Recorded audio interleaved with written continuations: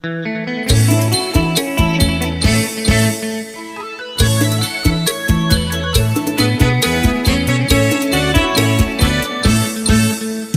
ល្អ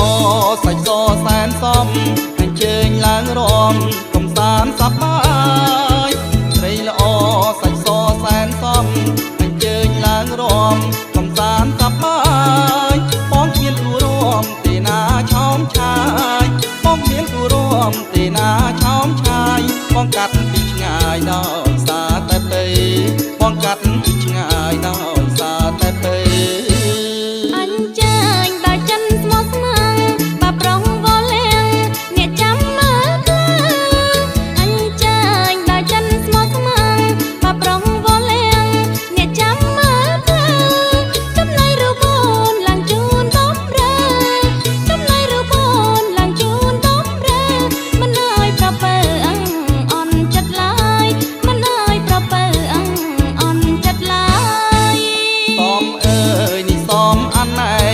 សំឡឹងទៅភ្នែកហាក់ចេះឆ្លងឆ្លើ